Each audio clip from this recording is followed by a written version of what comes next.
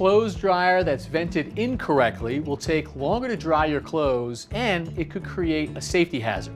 If the ductwork is too long or has too many twists and turns, it could trap lint and become a fire hazard. That's like a perfect lint trap, so that force of that air would never be strong enough to push the lint up and out of the buildings. The path from the dryer to the exterior wall should be as short as possible. Measure the distance from the finished floor to the center of the exhaust vent and allow for enough clearance for the elbow between the dryer and the wall.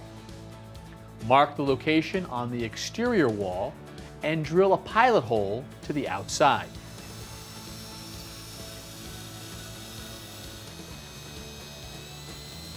Use a hole saw to cut through the opening for the vent. If you're cutting through vinyl siding, you may want to run the drill in reverse to score the material first.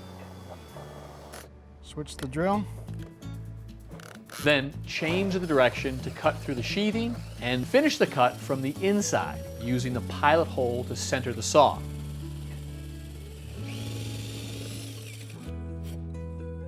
So the termination on the outside of the building will look like this, and it has these one-directional louvers that'll open when the fan is on and close when it's not. A really nice optional critter cover that'll go over the top of it. All right, so now we need the measurement from inside here with a straight piece of pipe like this. Is that galvanized duct right here. We've got to cut this to length to fit onto that elbow.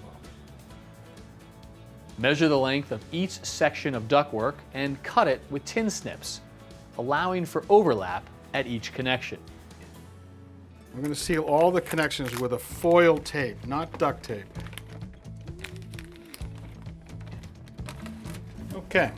Insert the duct through the hole from the outside and attach the vent hood to the siding according to the manufacturer's instruction.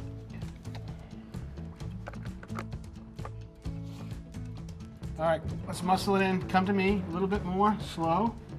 Attach the remaining sections of ductwork and fittings. Align the dryer with the duct and use a band clamp to secure the connection.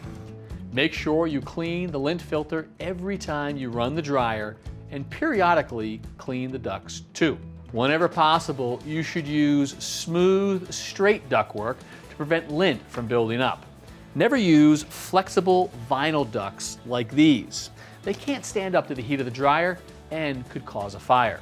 A properly vented dryer will provide peace of mind and a more efficient dry cycle.